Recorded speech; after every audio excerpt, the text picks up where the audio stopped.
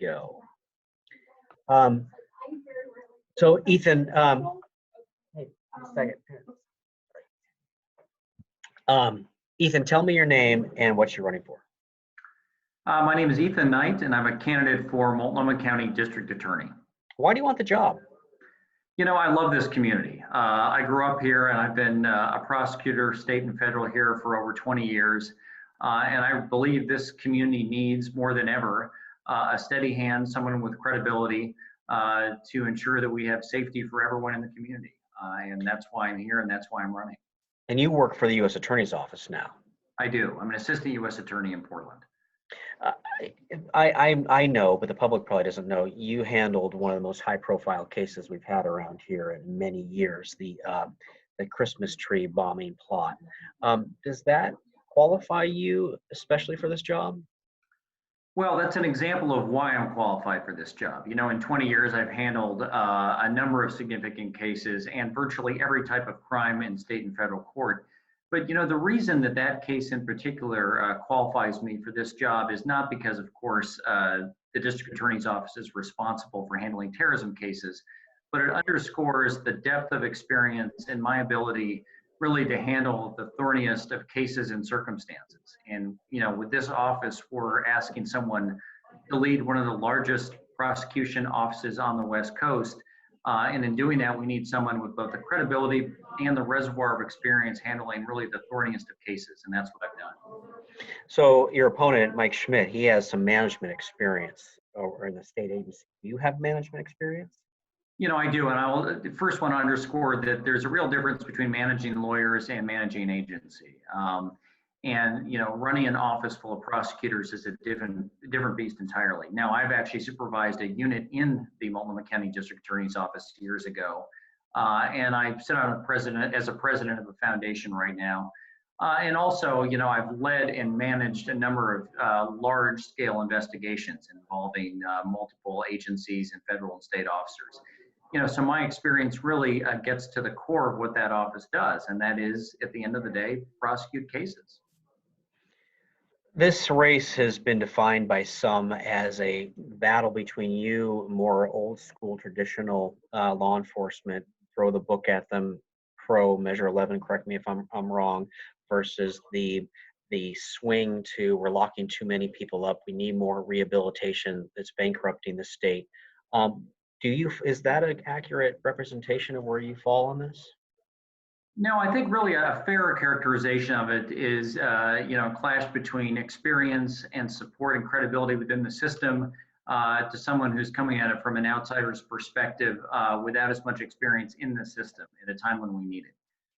You know, it's true. I do support some of the key existing things that we do in the system, like Measure 11, but I've also historically been a champion of treatment courts, having started one of the first, the community court program in Portland. And most importantly, you know, I'm supported by the first responders and those who are in the system. And that really is a key difference. And I don't know if that makes me old school, and certainly doesn't make me, you know, a traditional law and order prosecutor, but it means that on day one, I'll have the support of the attorneys in that office, our first responders who right now have a tremendous amount of pressure on them, and the legal community at large. And those are the folks that really matter to the day-to-day functioning of the district attorney's office. Where do you stand on Measure 11? There's a lot of people want to dismantle it, give the discretion back to the judges versus the mandatory sentencing, which some people credit for reducing the crime rate significantly over the last 30 years. Where do you stand on Measure 11?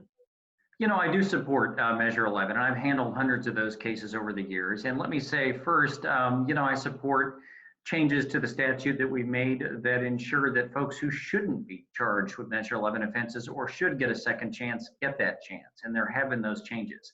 But I do believe that, you know, cases like murder, rape, serious sex abuse cases, there should be a clear, defined prison sentence for those kinds of cases. We're not talking about, you know, low-level property cases or drug cases. We're talking about the most serious violent felonies. And, you know, I think there's an aspect too that we need to ensure that when somebody rapes someone or is convicted of murder, there is some certainty as to what that sentence is going to be.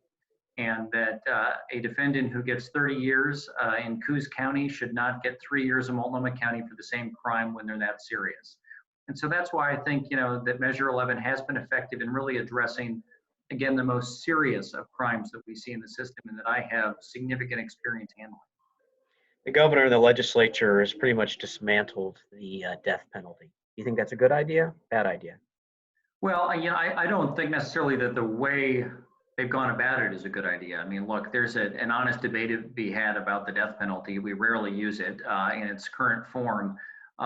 It doesn't really exist anymore. And that's really a choice for the voters. I mean, I candidly think that really belongs to the people. And I think that the legislature trying to do something that really isn't within their authority by, trying to defang the statute and not send it back to the voters was a little bit disingenuous, frankly. I mean, I think there's a good debate to be had there, good arguments on both sides, but we need to respect the will of the voters. The state has about 14,000 inmates locked up. Do you think there needs to be criminal justice reform in sentencing so the state isn't spending so much money locking so many people up? Well, I think we need to take a step back. I mean, first on the issue of reform generally, there are always things we can do better in the system. And, I think primarily we need to do a better job of having more robust mental health and drug treatment programs for our low-level offenders and for folks when they get back into the community after they've committed a crime and gone to prison so that they don't go back and so that we reduce recidivism. And so absolutely. But I think that this idea that we should just reduce our prison population by 10, 20, 30% just because we need to be smarter about it and more thoughtful. And I think we need to look at, other avenues to do that in other areas in society where we can make improvements so that we reduce the crime rate and we don't have a large prison population. But at the end of the day, if somebody's going to commit a serious violent offense, we don't really have a choice and we need to protect the victim and the public.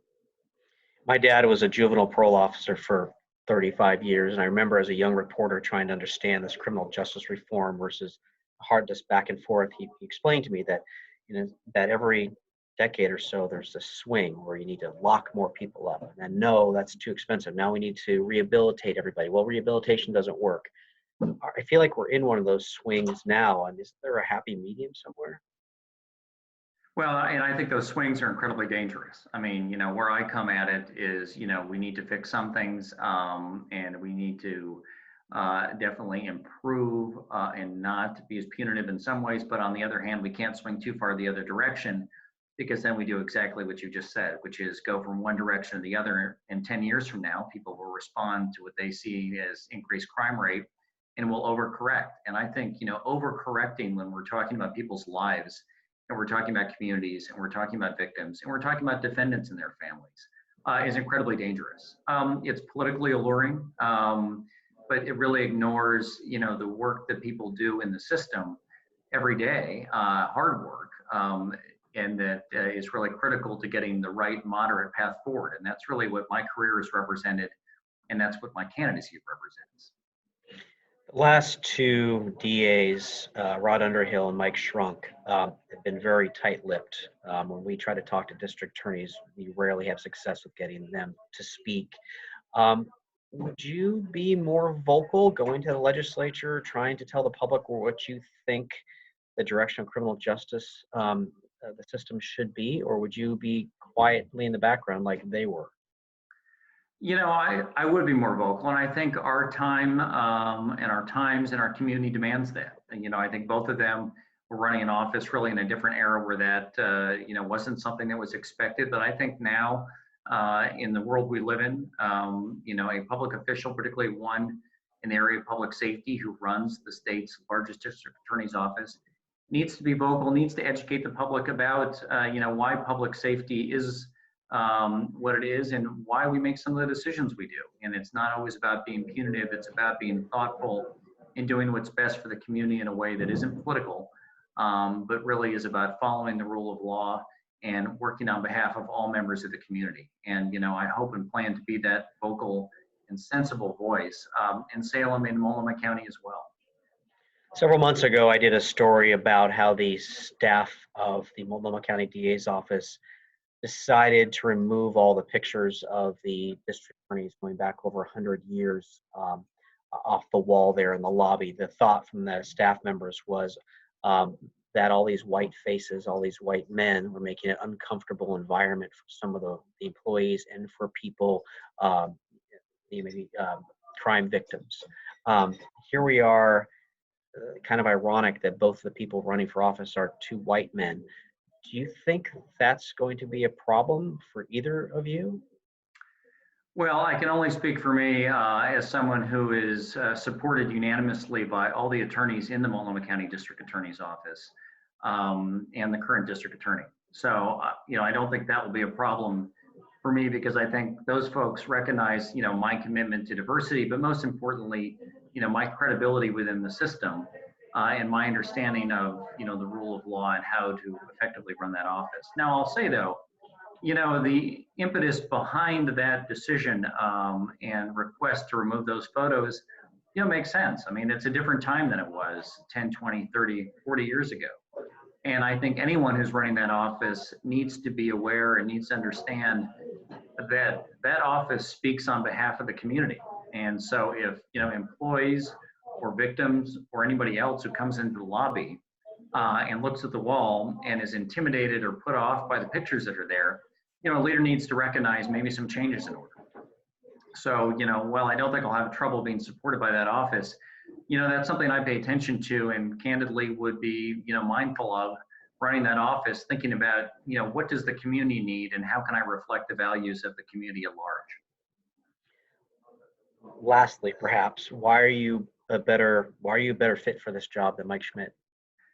I'm a professional, not a politician. And if you look at our endorsements, you look at our background, you look at our positions and the depth of those positions, I have the professional support of those in the legal community and those who do that work. And that's what we need right now. And that's what this job demands. It's not a job for policy. It's not a job necessarily to go along with the political flow. It's one that needs someone with the credibility and experience in a particularly challenging time, both with respect to public safety and budgets, to step up to the plate and run that office in a fair and reasonable manner. And if you look at who's supporting each of us, that underscores that more than anything. I'm the professional candidate, and that's what we need as our next Multnomah County District Attorney.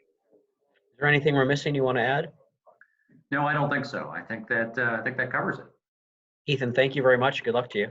Yeah, thanks so much. I'm going to press stop here.